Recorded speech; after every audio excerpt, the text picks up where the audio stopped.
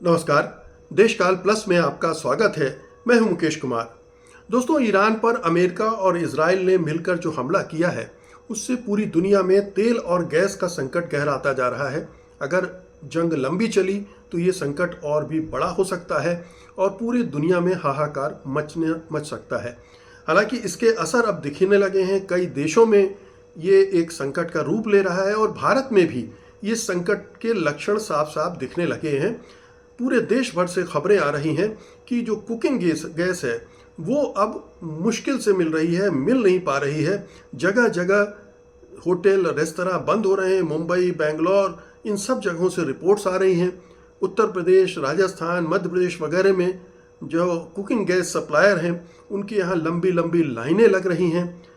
भारत सरकार ने cooking gas के दाम इसी बीच में 60 रुपये प्रति सिलेंडर बढ़ा भी दिए और कमर्शियल जो गैस है उसमें भी लगभग 125 रुपये की बढ़ोतरी कर दी गई है।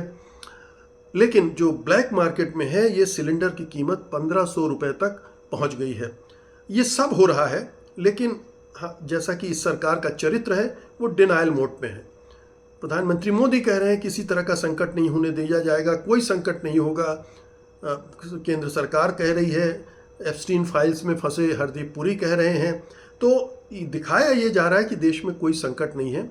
हर समय जब संकट पैदा होता है तो हमारी सरकार शुतुरमुर्ग वाले रवैये में आ जाती है कि कोई संकट नहीं है, सरकार सब ठीक ठाक कर रही है, कहीं कोई समस्या नहीं आएगी। लेकिन हम जानते हैं कि हर बार ये समस्या आती है और लोग परेशान होते हैं। अभी खाद संकट को ले लीजिए, कैसे पूरे देश भर में किसान परेशान थे। खाद के लिए जगह जगह लाइनें लग रही थी, झगड़े हो रहे थे, ये तमाम चीज़ें हो रही थी। तो ये सरकार का चरित्र है।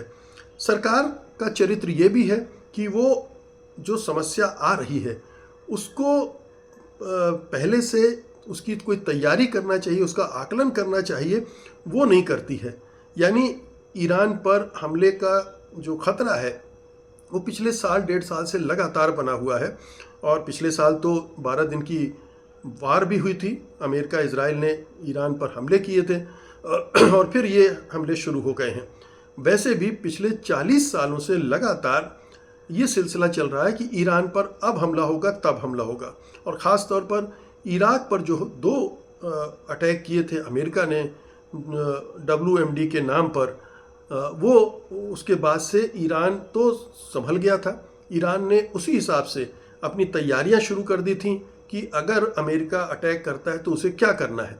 और उसी तैयारी का नतीजा है कि 11-12 दिन हो गए हैं, लेकिन अमेरिका उसका कोई बहुत ठीक है बमबारी की है, नुकसान पहुंचाया है, लेकिन कोई ऑब्जेक्टिव वो हासिल नहीं कर पाया है और ना ही इजराइल हासिल कर पाया है। तो ईरान ने तैयारी की, लेकिन ये एक युद्ध की तैयारियों से संबंधित था। मैं युद्ध की वजह से जो संकट पैदा हो सकते हैं उनकी तैयारियों की बाबत कह रहा हूँ कि इस सरकार ने इसको पहले से समझते देखते हुए कोई तैयारी नहीं की और जिस वजह से ये संकट बहुत गंभीर हो सकता है। ठीक है कि अमेरिका ने पता नहीं किस डील के तहत भारत को 1 महीने तक रूस का तेल खरीदने की इजाज़त दे दी और ख़ास तौर पर वही तेल टैंकर जो ऑलरेडी समुद्र में हैं उनको नया तेल डील करने की नहीं दी है।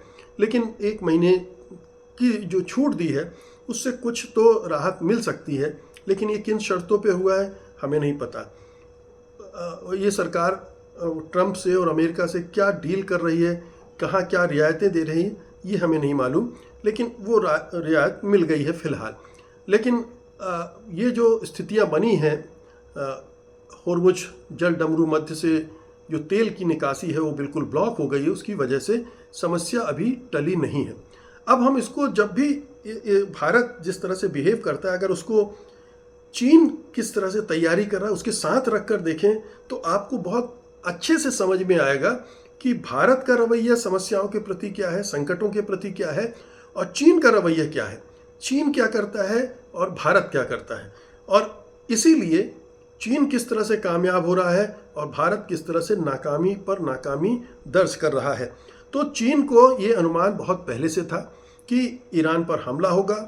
ईरान हमला होने पर जल डमरू मध्य को बंद करेगा, तेल की आवाजाही में रुकावट आएगी और चूंकि उसकी एक विशाल अर्थव्यवस्था है, उसे एनर्जी की अनइंटरप्टेड सप्लाई चाहिए, नहीं तो उसका जो ग्रोथ रेट है वो प्रभावित होगा।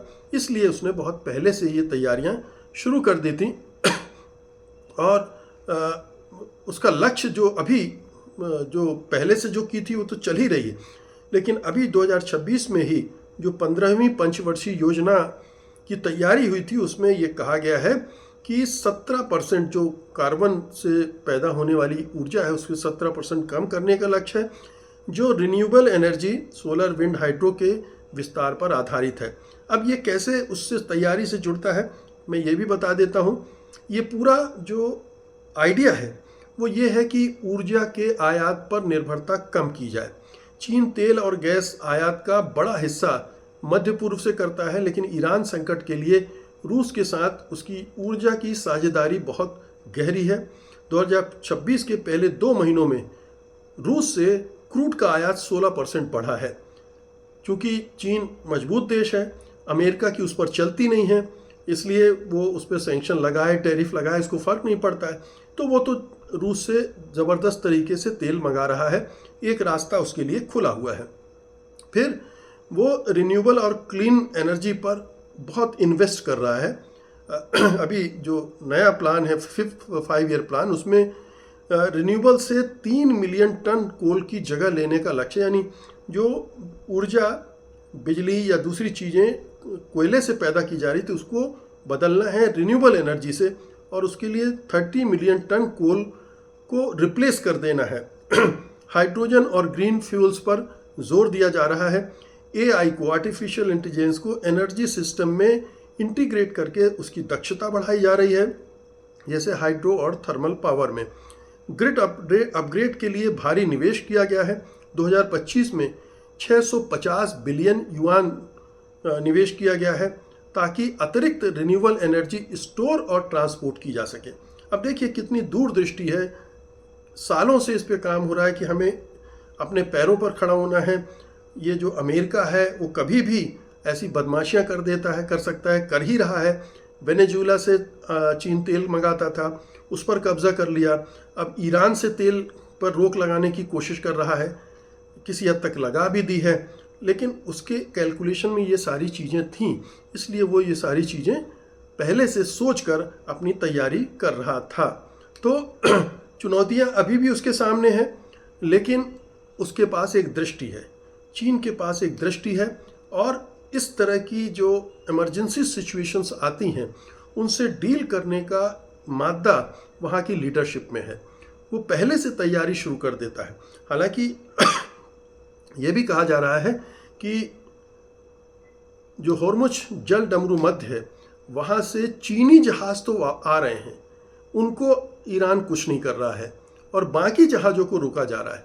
हालांकि आज खबर आई कि बांग्लादेश के जहाज़ों को भी ईरान ने अनुमति दे दी है, उनको भी वो नहीं रोकेगा। तो चीन का जो ईरान के साथ संबंध है उसका फ़ायदा उसको मिल रहा है।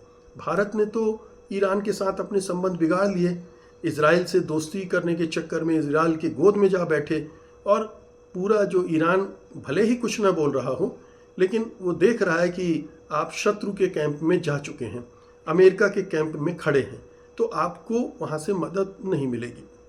कहने का मतलब ये है कि इस सरकार के पास न दूरदृष्टि है, न दूर की कोई प्लानिंग है, न ही इस तरह के संकटों से निपटने की कोई आपात रणनीति है, और इसकी वजह से ये संकट बढ़ सकता है। अगर जंग थोड़ी भी लंबी खिंची, 3-4 महीने खिंची, तो समझ लीजिए भारत की पूरी अर्थव्यवस्था पर असर पड़ेगा, महंगाई पर, बेरोजगारी पर असर पड़ेगा, विकास दर पर ज़बरदस्त असर पड़ेगा, और उसके लिए और कोई नहीं, प्रधानमंत्री मोदी और उनकी सरकार जिम्मेदार होगी। बहुत बहुत शुक्रिया आपका, धन्यवाद, नमस्कार।